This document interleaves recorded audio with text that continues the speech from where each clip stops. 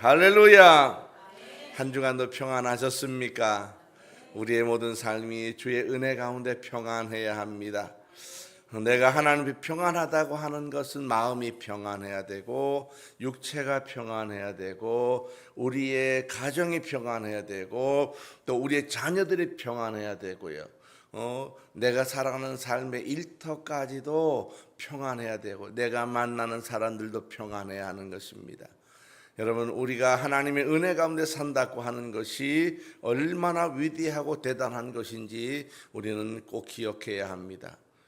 요즘 지금 먼 나라에서 큰 지진이 나서 얼마나 위태합니까?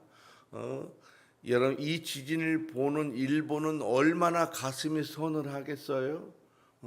그렇지 않을 것 같아요, 여러분. 평안하다고 하는 건 굉장한 축복입니다. 우리가 일본하고 거리해야 몇백 킬로가 안 돼. 그렇지 않아요? 그런데 거기는 날마다 똑같은 지진, 화산 고리대에 같이 있어요. 같이. 거기는 언제 똑같은 그런 7점, 8점 이런 지진이 날지 몰라요. 근데 거기서 얼마 안 떨어진 우리나라는 아직까지 하나님 은혜 가운데 있는 거예요. 지진이 일어나도 꼭 일본 너머 쪽에서 지진이 일어나서 해일이 와도 자기 나라들이 해일을 막아줘. 우리는 간접 해일밖에 안 받아. 참 하나님께서 그래도 우리나라를 축복하시는 거예요. 우리 하나님께서 우리의 삶에 복을 주신다고 하는 것이 얼마나 위대하고 대단한지 모릅니다. 저는 그런 생각을 해봐요. 일본도 예수를 잘 믿는 나라가 되면 하나님께서 땅을 바꿔주지 않으실까. 여러분, 예수를 잘 믿으면 환경이 바뀝니다. 예수를 잘 믿으면 내 생활이 바뀝니다. 예수를 잘 믿으면 우리의 육체가 바뀝니다. 요즘 제가 지난주 계속해서 제가 허리가 아프다 하지 않았어요? 네, 제가 그랬죠. 하나님이 나를 고쳐준다고. 고쳐주는 거 맞아요. 그리고 안 고쳐줘도 고쳐줄 거라고 믿어. 계속 그렇게 말해. 그리고 하나님께 말하는 거예요.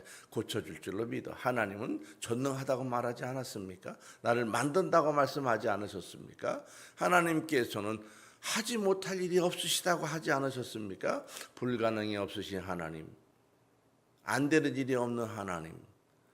그러면 고치실 수 있는 분이에요. 만약에 안 낫는다고 하면 그것이 하나님의 뜻이에요. 그렇게 생각해야 합니다. 그렇지 않아요?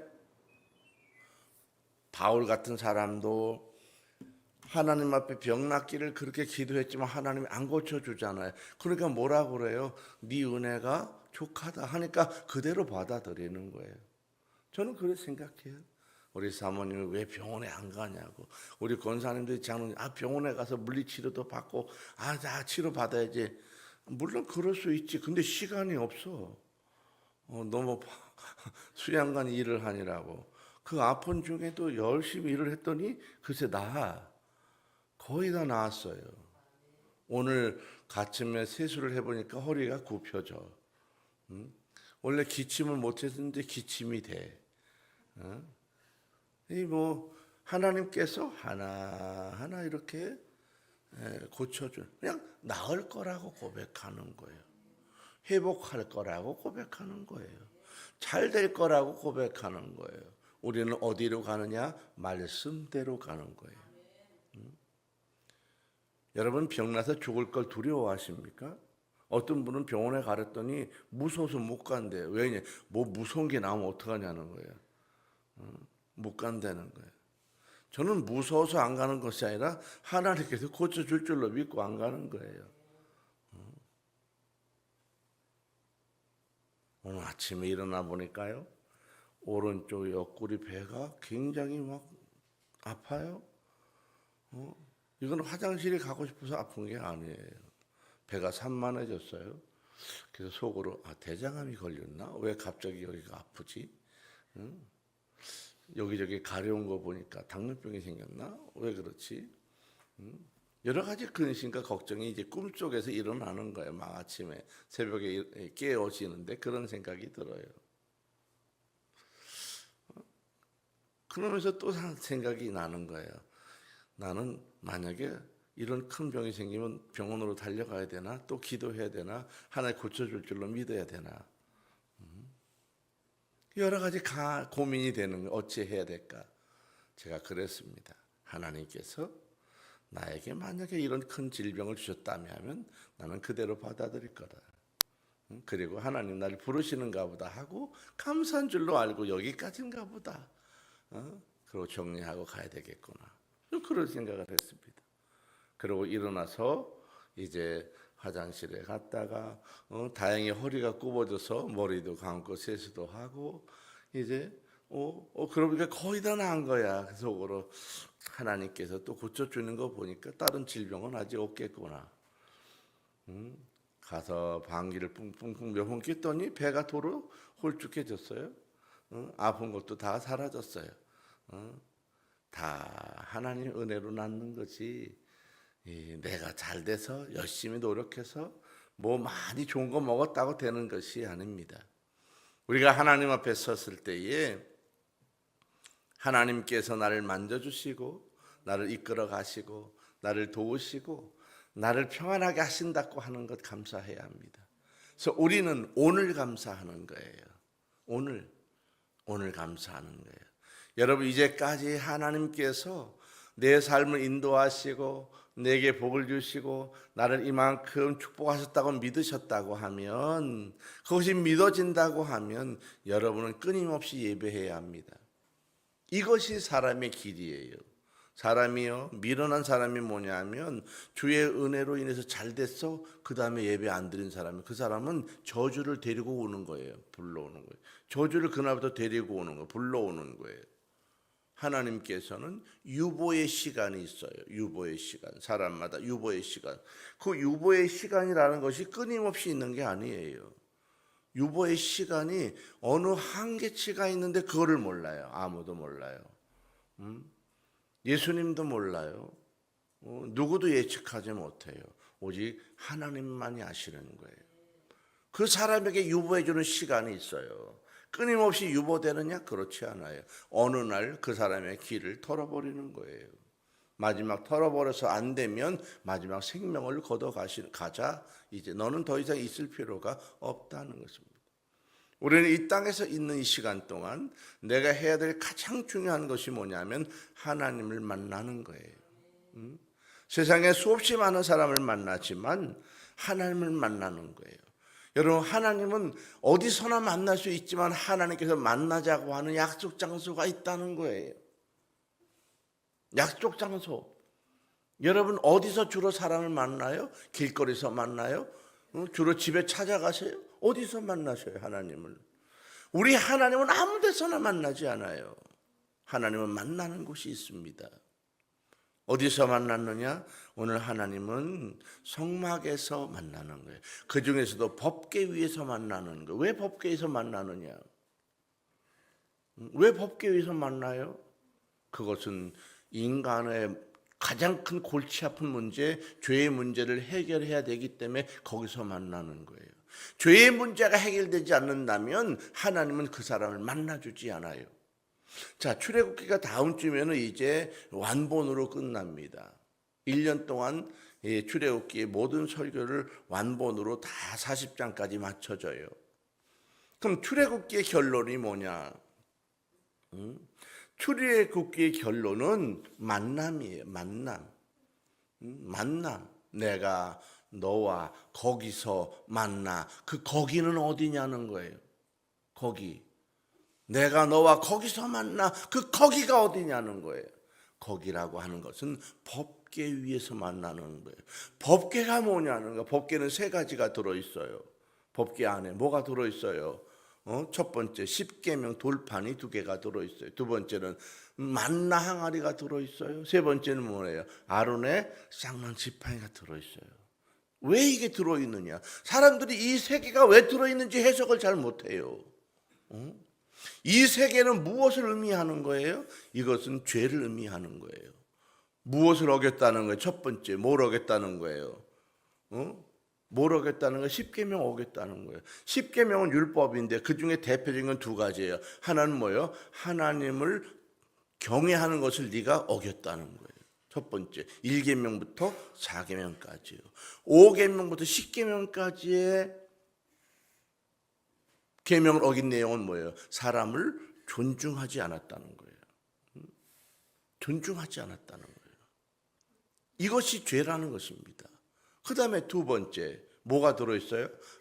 만나, 항아리. 항아리는 뭘 만나, 항아리. 만나는 뭘 의미하는 거예요? 내가 1년 365일 40년 동안이나 너희들을 매일같이 너희들이 일하지 않았는데도 먹였다는 거예요. 근데 네가 그것을 인정하지 않았다는 거예요. 하나님께서 내 삶을 오셔서 매일같이 먹이시고 입히시고 인도하셨는데 우리는 조금 틀어지면 두덜 불만 나는 왜 이래 이런 말을 얼마나 많이 했느냐는 거예요. 응? 사람과 비교하고 저 사람은 저런데 나는 왜 이러냐 막 이런 얘기 얼마나 많이 하는 거예요. 하나님께서 365일 40년간 끊임없이 새벽같이 쉬지 않고 먹을 것을 내려주셨는데 그것을 먹지 않은 건 네 책임이지 내가 주지 않은 게 아니라는 거예요. 그럼에도 불구하고 뭐 한 거예요? 투덜거렸다는 거예요. 이것이 죄입니다. 하나님께서 나를 먹이시고 입히셨다고 하는 것을 인정하지 않는 거예요. 이것이 문제예요. 사람들이 광야 가운데 있어 하나님 나에게 왜 이러세요? 내가 그렇게 미우세요? 내가 그렇게 잘못했어요? 따지고 투덜대면서 얼마나 많아요. 그럼에도 하나님은 매일같이 먹이고 입히시고 인도하셨음에도 불구하고 그것을 인정하지 않고 감사하지 않고 예배하지 않는다. 이것이 죄라는 거예요. 세 번째 죄가 뭐예요? 아론의 쌍난 지팡이의 죄는 뭐예요? 내가 너희들을 인도하기 위해서 누굴 보냈다는 거예요? 영적 지도자를 보냈다는 거예요.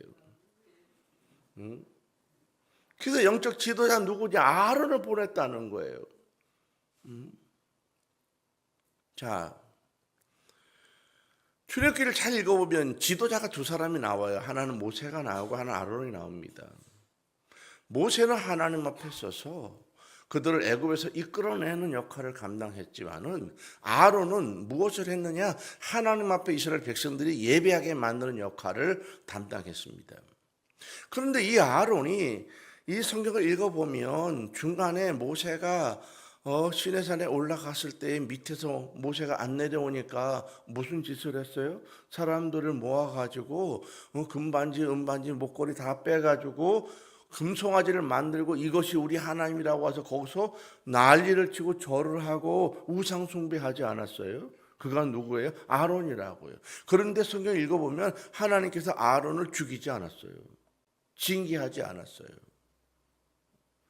이것은 굉장히 중요한 이야기를 말하는 것입니다.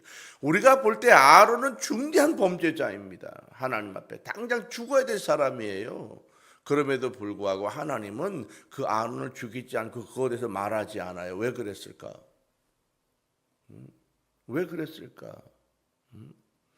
여러분, 죄를 지었다 할지라도 하나님 앞에 예배하고 이끌어가는 영적 지도자를 하나님이 함부로 건들지 않는다는 거예요. 왜? 그런 지도자가 하루아침에 만들어지는 게 아니기 때문에 그래요. 우리가 이 시대에 수많은 교회와 수많은 성도들이 목회자가 조금 잘못됐다고 하면 마구 다구치고 법적으로 고소를 하고 이 사람들을 얼마나 못살게 굴어서 결국은 목회를 못하게 만들어 가는지 몰라요. 이것이 얼마나 큰 범죄인지 몰라요. 하나님은 사람이 죄를 지었어요. 십계명을 어긴 죄와 만나에 관한 그 하나님의 인도하심을 믿지 않는 죄와 또 영적 지도자를 보냈을 때에 그 지도자를 따르지 않고 믿지 않는 죄에 대해서 뭐라고 말해요? 피를 덮어서 내가 커버해버리겠다는 거예요. 여러분, 이 세 가지 죄를 어겼다 할지라도 하나님께서는 이 법계 위에다 피를 부으는 순간 하나님은 뭐예요? 덮어버리겠다. 보지 않겠다는 거예요. 이것이 출애굽기예요. 하나님은 사람의 죄를 꺼내지 않아요. 사람의 죄를 누가 꺼내요? 사람이 꺼내요. 그리고 쑥덕거리고 파내고 이것이 인간의 죄입니다. 인간은 누구도 어떤 사람이도 누구의 죄를 말할 권리가 있지 않아요.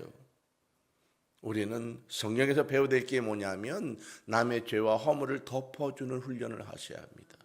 아무리 큰 죄를 지었어도 그 죄를 덮어야 돼요. 왜? 하나님이 그렇게 하시기 때문에.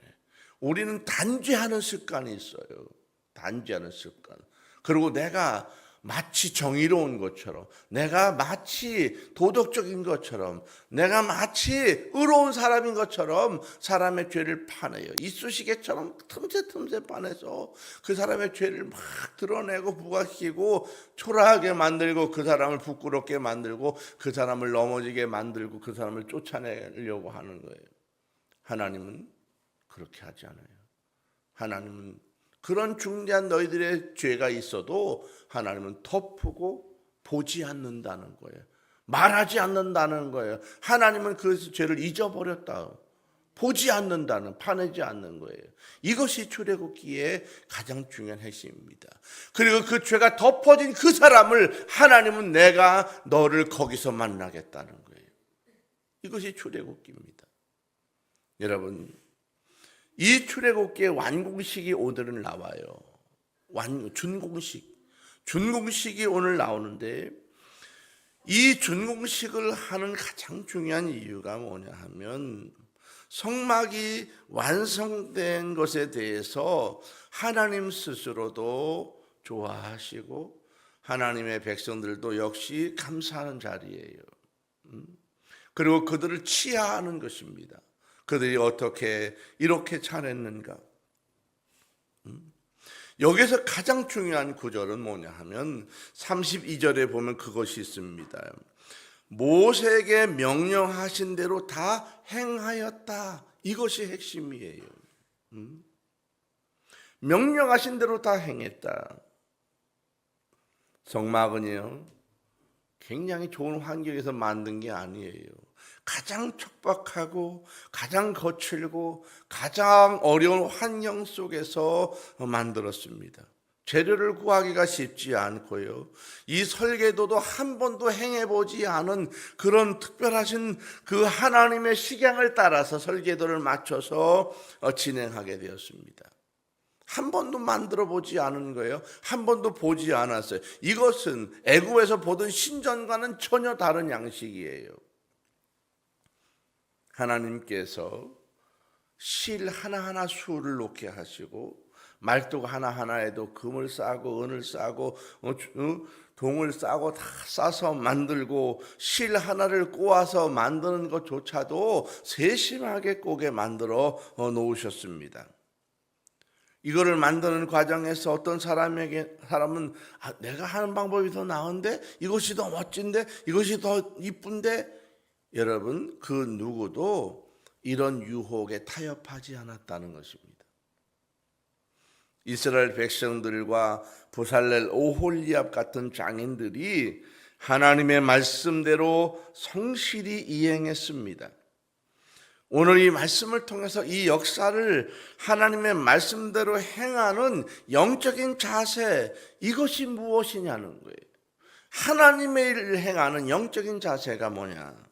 첫 번째는 바로 내 생각과 타협하지 않은 절대적인 순종입니다. 우리가 하나님 일을 할 때 자기 생각대로 하면 안 돼요. 가끔 교회 일을 하다 보면요, 막 따지는 분들이 계셔요. 왜 이렇게 하지 않느냐? 왜 저렇게 하지 않느냐? 교회는 하나님이 정해놓은 법들이 있습니다. 그 법이 뭐냐 하면 이 광야에서는 하나님이 정해주신 말씀을 따라 행했지만은 지금 현대의 교회 가운데서는 바로 교회에 주어진 헌법이 있습니다. 이것이 하나님이 주신 현대의 법이에요. 이 법을 따라서 행해야 하는 것입니다. 근데 가끔 사람들이 이 법과 상관없이 자기 주장을 하고 자기 뜻에 안 맞으면 막 따지고 나간다고 협박을 하고 그런 분들 많아요. 교회는요, 자기 생각대로 하는 것이 아닙니다. 누구든지 그 법대로 가야 합니다. 하나님의 설계도라고 하는 것은 자기 생각을 가미하는 것을 허락하지 않아요. 금을 두드려서 만들고 정색, 자색, 홍색, 실 가는 길로 모아서 자수를 놓았다. 인간이 볼 때 아니 왜 이렇게 복잡하게 만들기, 단순하게 착착착 만들면 되지 않나, 그렇게 생각할 수도 있지만은 본문은 명령하신 대로 다 행하였다라고 말씀합니다. 하나님의 교회의 일들이라고 하는 것은 내 지식을 버리는 거예요. 내 경험을 버리는 거예요. 내 편리를 내려놓는 것입니다. 자기 주장과 주관을 내려놓고 하나님의 말씀을 따라, 하나님께서 인도하심을 따라 법대로 가야 하는 것입니다. 이것이 성실한 것입니다. 많은 사람들이 교회 오면 자기 지식을 내세우는 경우가 많아요. 교회는 지식으로 운영하는 것이 아닙니다. 교회는 앞으로 어떻게 가야 되느냐, 하나님의 뜻을 누가 정확히 아느냐, 이것이 더 중요해요. 여러분, 한국교회가 크게 부흥했던 시기에는 하나같이 목사님들이 공부를 많이 했던 시기가 아니에요. 기도를 많이 하고 영적인 음성을 듣고 다녔던 분들이 교회를 크게 성장시키고 부흥했던 그런 시기입니다. 요즘은 그렇게 된 교회들이 무엇을 요구해요? 박사학위가 뭐가 있냐, 공부를 어디서 했느냐, 얼마나 대단하고 똑똑하냐, 어디서 어떤 훈련, 이런 거를 따진다고요. 새로운 교회 목사님을 모셔올 때에 당신의 영적 생활은 어떠십니까? 기도는 얼마나 하십니까? 하나님 음성을 무엇을 요즘 들으셨습니까? 그래서 하나님 뭐라고 하시던가요? 이런 걸 물어보는 사람이 없어요. 우리의 생활에 가장 중요한 건 무엇입니까? 여러분, 하나님이 당신에게 요즘 뭐라고 말씀하셨습니까? 이것을 물어보는 거예요. 우리 하나님 내게 이런 말씀 하셨어요 라고 했다고 하면 그 사람이 지금 뭐 하는 거예요? 자기 성소에서 하나님과 이야기를 나눌 수 있다는 거예요. 이게 신앙이에요. 내가 힘들고 올 땐 주여 살려주세요 막 금요일 나와서 기도하고 난리 법석을 떠는데 제가 바쁘면 주일날 안 와. 그 사람은 가짜 신앙이에요. 나 이거 도와주세요 막 악을 쓰고 헌금을 하고 했는데 내가 편안해지니까 아유 다음 주에 오면 되죠. 뭐 또 오겠습니다. 내가 나중에 오늘 오후 예배 올게요. 자기 예배와 자기의 생활을 바꿨다면 이 사람은 가짜입니다. 신앙이 없는 건 아니에요. 가짜 신앙일 뿐이에요. 하나님의 말씀이라고 하는 것은 하나님의 말씀이 떨어진 그대로 그냥 하는 거예요. 더 중요한 건 뭐냐 하면 그 하나님의 음성을 듣지 못해. 듣지 못하는 것이 아니라 들을 만한 귀가 없는 거예요. 왜? 자기 생각이 앞섰기 때문에. 우리는 하나님 앞에 서서 하나님 음성을 들을 수 있어야 합니다. 하나님은 때로 나를 망하게도 하시고 어렵게도 하시고요. 고난 가운데 인도하실 수도 있다는 거예요. 하나님께 이스라엘 백성들을 광야 가운데 인도할 수 있다는 거예요. 바로 그냥 가나안으로 들어갈 수도 있지만은 광야를 돌린 이유가 있었다는 거예요. 그거를 받아들이는, 이것이 신앙이에요. 이것이 믿음이에요. 하나님께서 나를 그렇게 인도하셨구나. 내가 가난할 수 있어요. 어려울 수 있어요. 질병 가운데 있을 수 있어요. 문제 가운데 있을 수 있어요. 내가 큰 고난의 문제 가운데 휩싸여서 큰 어려움에 처할 수도 있어요. 그래도 그것도 하나님께서 나에게 베푸신 인도하심이구나 받아들일 수 있어야 돼요. 무엇을 통해서? 음성을 통해서, 하나님 말씀하시는 걸 통해서. 그것이 바로 신앙생활이라고 하는 것입니다. 우리가 하나님 앞에 설 때에 바로 말씀대로 내가 간다고 하는 것은 그것을 말씀하는 것입니다. 여러분, 우리는 하나님 앞에 선 사람들이에요. 그래서 앞뒤가 똑같아야 돼요. 잘 될 때도 하나님 앞에서, 어려울 때도 하나님 앞에서, 내가 질병 가운데도 하나님 앞에서, 내가 건강할 때도 하나님 앞에서 일정해야 돼요. 그렇게 살다가 나를 부르실 때가 됐다면 그것도 감사하고 갈 수 있어야 돼요. 이것이 우리의 신앙이고 우리의 믿음입니다. 어떤 분들 때문에요, 질병에 걸려면 마지막 그냥 요동을 치는 분이 있어요. 살려달라고, 나 가고 싶지 않다고 막 애원하세요. 죽음 앞에서 애원해, 막 애원해. 참 불쌍해요. 여러분, 하나님이 부르시면 가려고 하세요. 가려고. 안 가려고 부탁하지 말고. 그리고 음성을 들으세요. 음성을 들어야 돼요. 제일 중요한 거예요. 내가 너와 거기서 만나겠다는 거예요. 근데 우리 만나지 않아. 왜 만나지 않아요? 죄의 문제가 아직 덮어지지 않았기 때문에 그래요. 이것이 성소입니다. 성막이에요. 우리는 하나님 앞에 섰을 때에 앞뒤가 똑같아야 되는 거예요. 미국의 유명한 가구 장인이 이 가구를 만드는데 정성을 다해서 만들어요. 어느 날 제자가 찾아와서 물어봅니다. 아우, 선생님 어떻게 가구를 이렇게 정성을 다해서 만드십니까? 이거 너무 돈이 많이 들지 않느냐? 선생님이 수고하는 것에 비하면 너무 싸다고. 그냥 앞에는 화려하게 잘 만들지만 뒤에는 그냥 대충 이렇게 해도 팔기만 하면 되는데 뭐 이렇게 만드냐고. 이 가구 장인이 말합니다. 당신 말이 맞다. 그러나 이 가구를 만드는 내 마음은 그렇지 않다고. 내가 하나님을 믿는 사람인데 하나님도 나에게 그렇게 하지 않는다고. 하나님께서 내가 얼마나 이렇게 정성 만드신지 알고 내가 이 가구를 만드는 과정에서 내가 어떻게 만드는지 아는데 내가 어떻게 앞뒤 다르게 만들 수 있느냐고. 똑같이 만들어야 한다고. 정성을 내서 만들어야 된다고. 사람들이 뒤를 돌아보지 않지만 그러나 언젠가 볼 수 있다. 여러분, 그런 것입니다. 우리는 하나님 앞에 섰을 때에 앞뒤가 똑같아야 되는 거예요. 잘 될 때도 하나님께 감사하고 예배하고 어렵고 힘들었을 때도 예배하고 감사하고 내가 하나님의 음성을 들을 수 있어야 합니다. 이것이 신앙생활입니다. 우리가 이런 생각이 많아요. 신앙생활 하나님을 이용해서 먹고 살려고 하는 거예요. 아니에요. 하나님 인도하심을 따라 내가 살아가는 거예요. 하나님을 이용해 먹는 거예요. 조금 잘 되기를 빌어 하나님 이용하는 거예요. 아이고 하나님 도와주셨네 감사해요. 어려웠어요. 이러시기에 하나님 따지는 거예요. 그렇잖아요. 우리 하나님의 전능하심을 믿는다고 하면 내가 오늘도 감사하고 내일도 감사하고 하나님의 음성을 듣고 그 뜻대로 가는 것입니다. 우리는 앞뒤가 똑같아야 하는 것입니다. 자, 두 번째, 작은 것 하나도 소홀히 하지 않는 디테일함의 성실함이 필요해요. 너무나 작은 것 우습게 여기면 안 돼요. 디테일하게 성실해야 돼요. 오늘 33절부터 41절까지 보면 성막을 만든 온갖 물품들이 아주 구체적으로 나열되어 있습니다.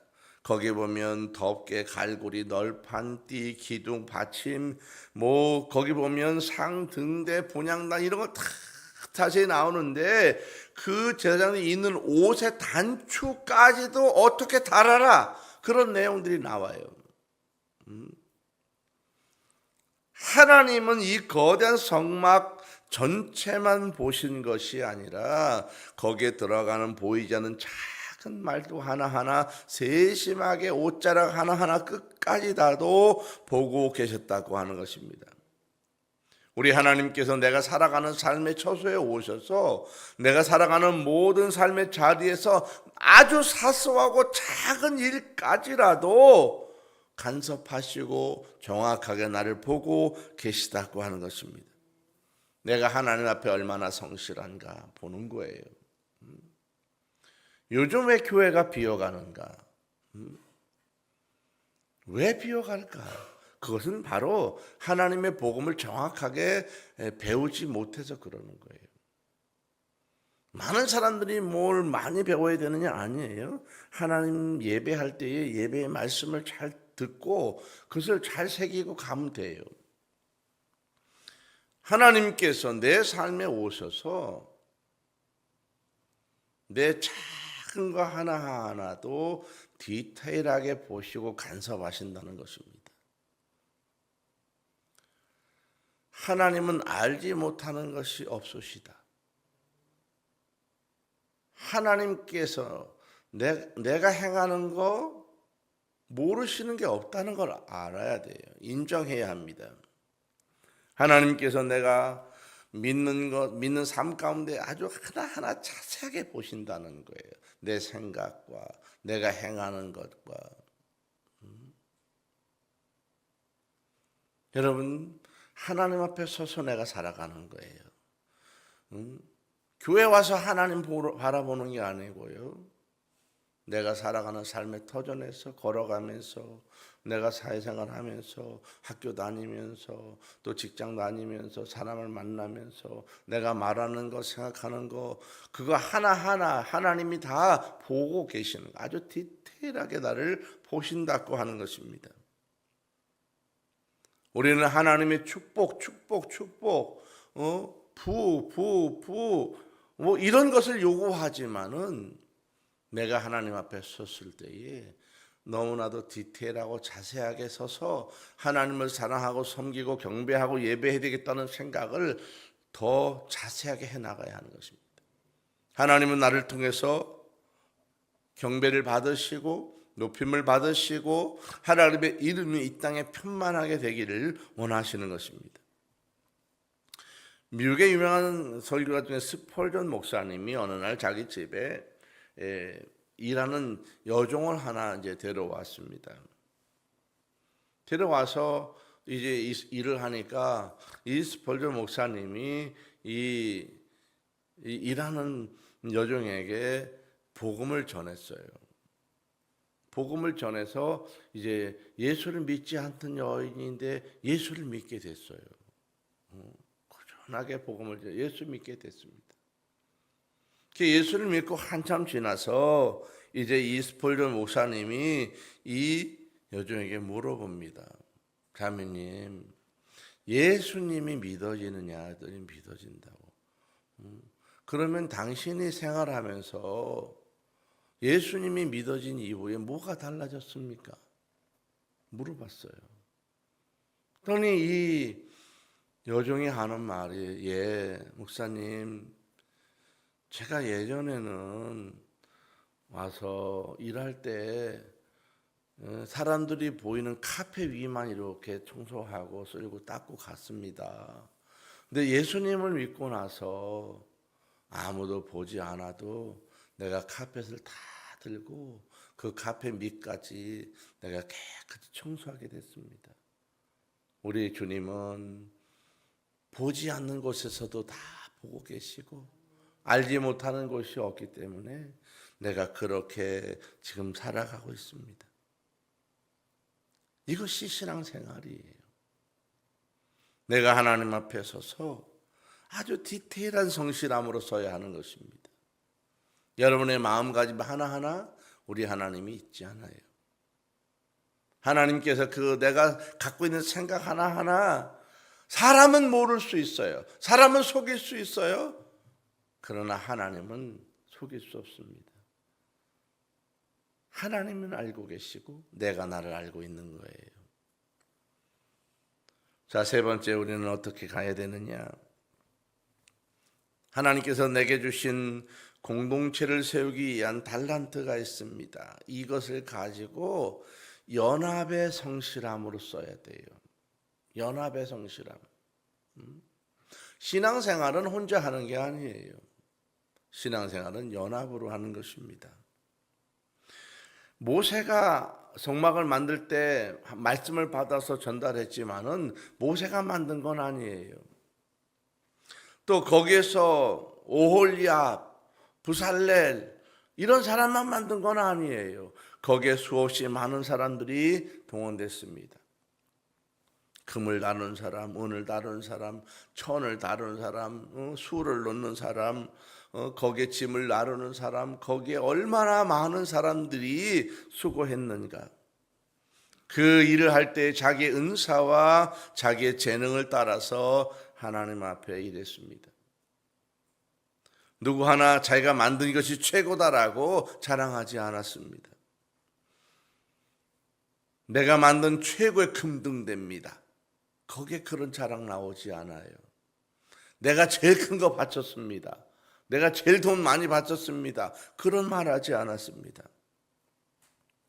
어떤 사람은 말뚝 하나 깎아놓고 나갔을 수도 있습니다. 여러분, 하나님의 성막을 만들 때에 사람들이 자기 자신에게 주어진 은사를 따라서 연합했다고 하는 것입니다. 바로 하나님의 일들을 일할 때에 성실함으로 일하는 것입니다. 내가 이만큼 했으니 됐어.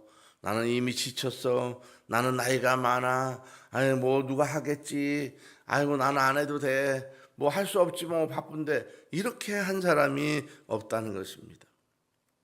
하나님의 말씀이 주어졌다면 그 말씀을 따라서 성실히 이행해야 합니다. 내가 수고하는 보이지 않는 조용한 헌신, 아주 조용한 헌신, 아무도 몰라주는 헌신, 그러나 내가 하나님 앞에 마음을 다해서 일하는 헌신들이 모여서 바로 하나님의 성막이 되어졌습니다.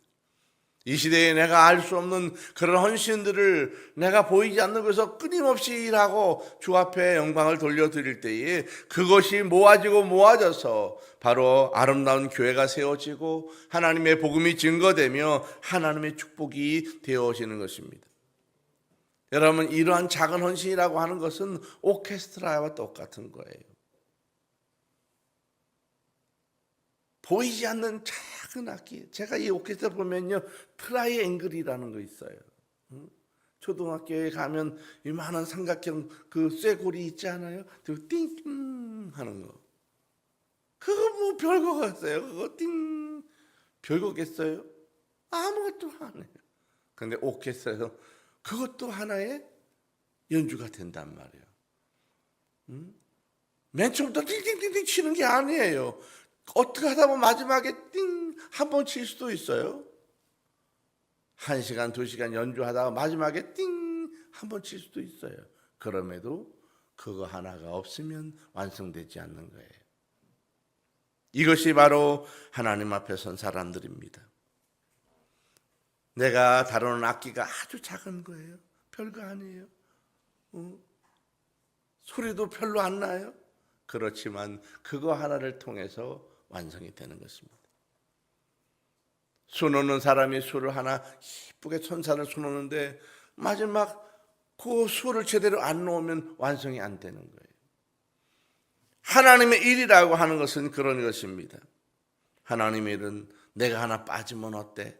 내가 하나 봉사 좀 안 하면 어때? 뭐 나중에 누가 하겠지 뭐. 여러분, 이것이 거룩한 공백으로 만들어지는 거예요.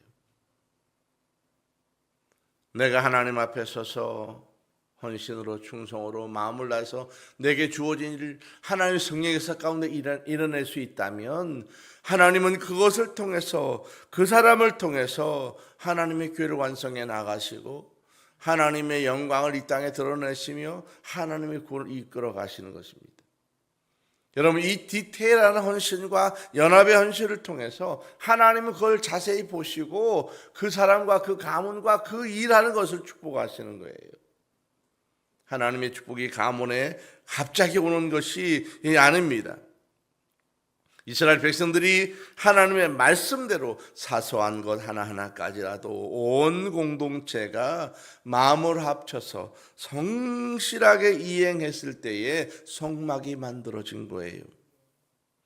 오늘 본문의 다음 9절 43절에 보면 어떤 말씀이 나오냐 하면 모세가 마친 모든 것을 본즉 여호와께서 명령하신 대로 되었다 이렇게 말씀합니다. 그리고 나서 마지막에 이야기가 뭐냐면 모세가 그들에게 축복하였더라.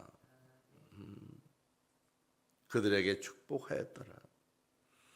자, 그리고 나서 40장에 이어져요. 다음 주에 해야 될 설교의 내용 중에 하나가 뭐냐 하면 바로 출애굽기 40장의 마지막에 이야기하고 있는 게 뭐냐면 하나님의 영광의 구름이 성막에 가득하게 임하였다 이렇게 말씀합니다. 하나님의 영광의 구름이 성막에 가득하게 임하였다. 여러분이 하나님 앞에 디테일하게 성실함으로 연합하여 일할 때에 이런 하나님의 영광의 구름이 여러분에게 덮이는 거예요. 여러분 가정에 덮이는 거예요. 여러분 자녀에게 덮이는 거예요. 여러분 가문에게 덮이는 거예요. 사랑하는 우리 성도 여러분, 하나님의 축복과 임재는 신비롭고 거창한 곳에 임하는 게 아닙니다. 내 생각을 내려놓아야 돼요. 그리고 말씀대로 절대적인 순종에 들어가야 합니다. 자기 생각을 버리세요. 삶의 작은 자리에서 내게 주어진 아주 작은 일이라도 디테일하게 여러분 성실하게 하나님 앞에 봉사해야 합니다. 디테일하게 성실하게 봉사해야 돼요. 교회에서 모든 물건이나 이런 사물이나 이런 것들을 아주 자세히 보는 사람은 목사입니다. 여러분 담임 목사가 얼마나 눈이 세심한지 잘 모르실 거예요. 여러분이 지나가면 모를 것 같으죠? 다 알아요. 성도들마다 냄새가 달라요. 여러분마다 쓰는 게 다르기 때문에 냄새가 달라요. 그래서 여러분 왔다 가면 모를 것 같아요. 아, 누가 왔다 갔군. 정확히 눈으로 보지 않았지만 거의 짐작할 수 있어요. 아, 왔다 갔군. 문 나는 소리만 봐도 아, 누가 왔다 가는구나. 발걸음 소리만 들어도 아, 누가 왔다 가는구나. 거의 알 수 있어요. 또 이렇게 행하는 모습을 보면 아, 누가 이랬구나. 또 교회에 움직이는 거 이런 걸 하나하나 보면 아, 뭐가 망가졌구나. 뭐가 문제가 있구나. 거의 다 알아요. 왜 그럴까? 왜 그렇게 알아지고 할까?